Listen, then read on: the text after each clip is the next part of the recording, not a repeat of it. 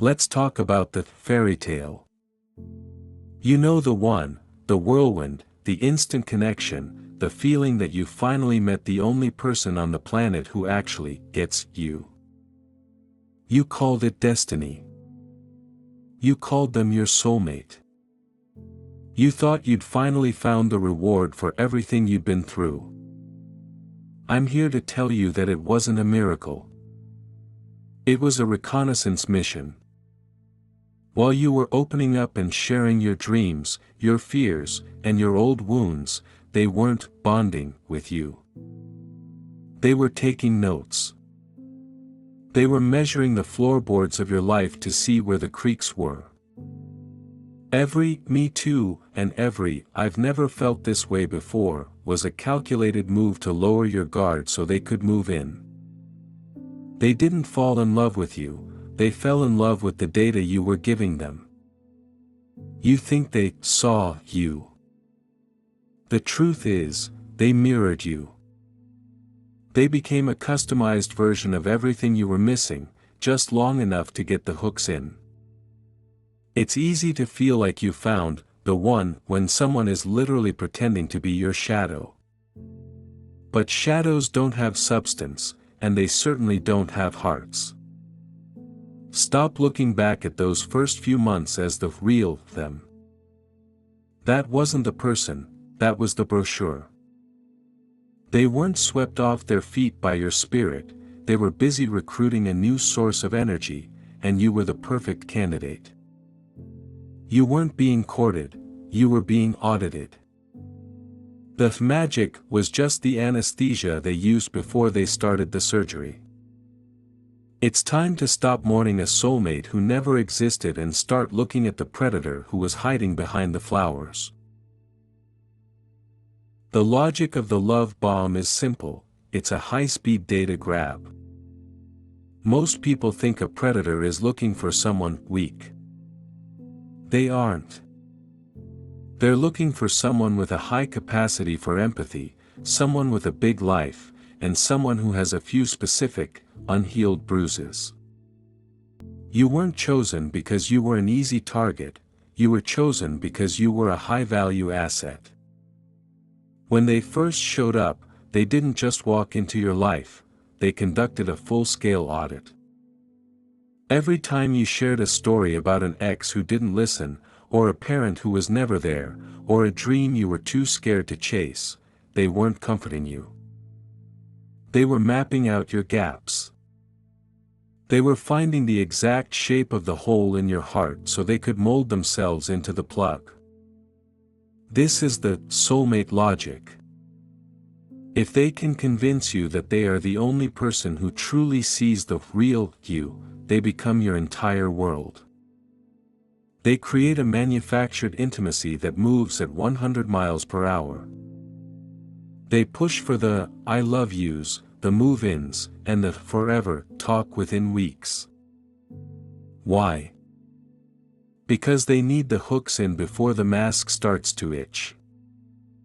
They know they can't play this character forever, so they have to make you emotionally dependent before the first red flag drops. It's a psychological strobe light. They hit you with so much validation, so much attention, and so much destiny, that your brain literally loses its ability to think critically. You're high on the dopamine of being chosen. By the time you notice the first lie or the first cold shoulder, you're already addicted to the high they provided. You'll spend the next 2 years trying to get back to those first 3 weeks, not realizing those weeks were a scripted performance. They aren't intense people. They are efficient people. They use the love bomb to bypass your boundaries like a hacker bypassing a firewall. Once they're inside, they start changing the passwords to your own self-worth. They didn't fall for you, they studied you. They didn't want your heart, they wanted the remote control to your emotions. They weren't building a future with you, they were just setting the stage for the demolition. Think back to the person who existed before this started. That person had things they liked to do on a Saturday morning. They had a favorite shirt, a favorite song, and a way of laughing that didn't feel like they were checking the room first to see if it was okay. Now, look at what is left. It isn't just that time has passed. It's that the person who used to be there has been slowly erased, bit by bit, to make room for someone else's needs. This isn't just growing up or changing for a relationship. This is a total disappearance. Look at the physical space of a normal day. When was the last time a choice was made just because it felt good, without thinking about how they would react? The house, the food in the fridge, the time the TV goes on, it has all been changed to make sure they don't get upset. This wasn't a fair trade. It was a one-way street. Every hobby that didn't include them, or every friend they didn't like, just kind of went away.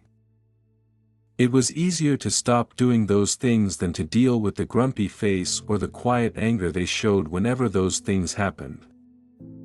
The whole world has been shrunk down into a tiny box, and for some reason, that is being called love. Then there is the energy level. There used to be a spark there. There were goals and plans for work or for fun. Now, there is only being tired. It takes a huge amount of work to manage another person's moods every single day. It's like working a job that never ends, and the boss is always unhappy. The brain is so busy trying to keep the perfect version of them around that it doesn't have any room left for anything else. The dreams that used to matter have been put in a closet and locked away just to make sure there is enough time to handle the next crisis they create. The biggest thing that has been lost, though, is peace. The feeling of just being calm and safe is gone. Now, that normal feeling is a fast heartbeat and a worried mind. It's the feeling of watching their face, watching their hands, and listening to their tone of voice to see if the mean person is coming back. That isn't a way to live. It's a way to survive. The baseline for a happy life has been traded for a roller coaster that only goes up when they want something and crashes as soon as they are bored. A few weeks of them acting like a soulmate has been paid for with years of happiness, health, and a sense of self. Everything that made life special has been traded away just to keep a liar from leaving. It is a terrible deal. It's like giving away a diamond and getting a rock in return. It's time to stop looking at the fake person from the beginning and start looking at the empty space where a life used to be. The bill for that fake fairy tale is getting higher every single day, and it's being paid with the only life there is. Are you still holding on to that first month like it's a life raft? Stop. Just stop. You keep telling yourself that the person who texted you good morning every day and planned that big trip with you is the real one. You think the person who is cold and mean to you now is just lost or stressed. But you have it backward. That person at the start. That was a scripted character. They didn't fall in love with you in 3 days because that's impossible. They just learned your favorite colors and your biggest fears so they could play the part you wanted to see. Think about the way they rushed everything. They wanted to move in, or get married, or be forever, before they even knew your last name. You thought it was passion. You thought it was a fairy tale.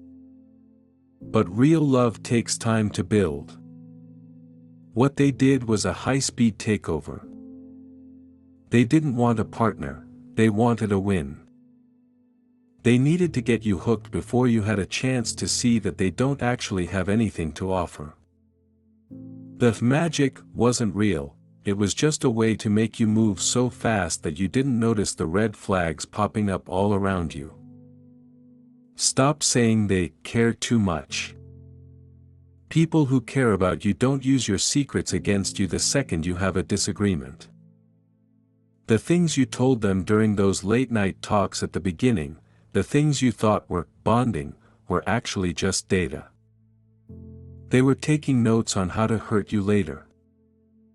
They didn't listen to your stories to know you, they listened to find your weak spots. Now, when they are mean or distant, they are using that same information to keep you confused.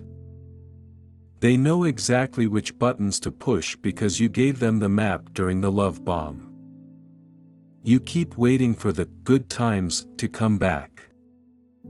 You think if you just act like you did at the start, they will go back to being that perfect person. But that person never existed. It was a mask. They can't wear it anymore because it's too heavy, and they already have what they want. They have your attention, your time, and your heart. They don't have to pretend to be your soulmate anymore because they've already moved you into the next room of the house. Stop being the lawyer for a story that was written to trick you. You aren't losing the love of your life. You are finally seeing the person who was hiding behind the flowers and the fake promises. It's time to stop crying over a ghost and start looking at the person who is actually standing in front of you. They aren't going to change back because this is who they always were. The love bomb is over. The lights are on. It's time to see what's really in the room. So, here is the truth. The flowers have died. The constant texts have stopped. The big promises they made about the future are sitting in the trash. You are left standing in a room with a person who doesn't look anything like the soulmate they pretended to be at the start. That is because the love bomb was never meant to last. It was just a fast way to get you to trust them before they showed you who they really are. You have to stop waiting for that first month to come back. It isn't coming back. That person was a character in a play, and the play is over. You are currently in love with a ghost. You are staying in a hard, painful relationship because you're hoping that magic will start again. But that magic was just a trick. They used it to bypass your logic and make you move too fast. Now that the trap has snapped shut, they don't have to be perfect anymore. They can just be themselves, and themselves is the person who is making you cry tonight. You have a choice to make. You can keep chasing that first high for the next 5 years, or you can admit that you were tricked by a professional. It is okay to admit that. They were good at what they did. They studied you, they learned what you needed to hear, and they said it. But now that you know the secret, you can't unsee it. You know that the intensity was just a rush to get you hooked. The door is right there. You don't need to explain yourself to them. You don't need to ask why they changed, because now you know they didn't change, they just stopped pretending. You don't owe anything to a person who used your own heart as a weapon against you. The talk is over. The rest is yours.